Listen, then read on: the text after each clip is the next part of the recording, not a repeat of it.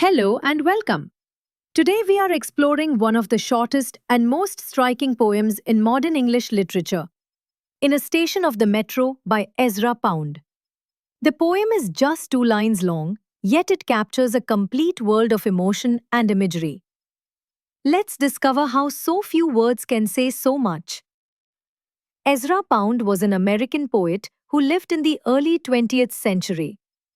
He believed poetry should be clear, direct, and musical, like a moment frozen in time.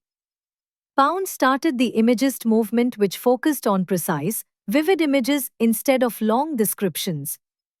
He wanted every word to carry emotional weight and intellectual depth. He began to write poetry during his college years. He traveled a lot across Europe and was influenced by Thomas Eliot, James Joyce, and Ernest Hemingway. It was a period of world wars and there were a lot of changes in the arts and writing. The apparition of these faces in the crowd, petals on a wet black bough. This is the entire poem, just 14 words. The poem does not reflect any rhyme, no punctuation beyond the semicolon, and no lengthy explanation. Yet, within these words, Pound presents a clear, living picture of a life leading towards its modern appearance.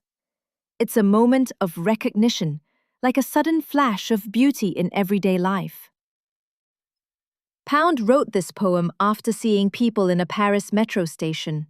He noticed their faces appearing and disappearing among the moving crowd. The crowd is a typical modern-day scene. There are no feelings of familiarity and togetherness. The people are all lonely and do not connect with each other. They are like petals on a single branch, but each of them having a different situation. For a second, he felt a deep connection, something spiritual and mysterious.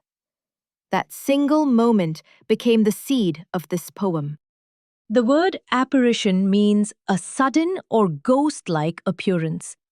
It suggests something that shines for a moment, then fades away. Pound doesn't describe the crowd, he captures how it felt. There is a lot of indifference to everyone that is representative of a modern society. Those faces are also like a fleeting vision of life and beauty. In the second line, the poet brings us to nature. He compares those faces to petals clinging to a dark, wet tree branch after rain.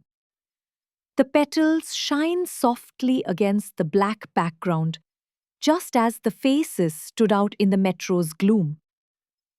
The rain represents difficulties in life, the ups and downs in human life. It's a beautiful, delicate image of contrast, life against darkness.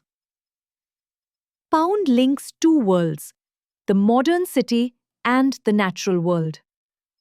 The metro represents speed, machinery, and human movement.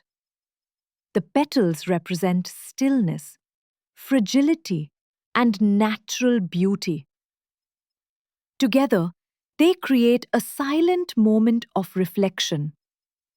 Beauty in an unexpected place. This poem reminds us that beauty is temporary but powerful. Faces come and go, but the image they leave behind lingers in the mind. It also speaks about isolation in modern cities, how people pass by, close yet distant. Pound finds a quiet beauty in this passing world. Pound uses no similes or explanations. He simply places two images side by side and lets them speak for themselves. This technique, called juxtaposition, invites the reader to find meaning between the lines. Every word in the poem is precise, nothing extra, nothing wasted, and yet keeps the reader bound to the theme. The tone of the poem is calm and thoughtful. It doesn't shout or argue, it quietly observes. There's a touch of sadness, but also wonder, the beauty of things that fade. It's a moment of silence in the noise of modern life. Ezra Pound teaches us that poetry isn't about length or decoration. It's about capturing truth, a single, vivid moment that stirs emotion.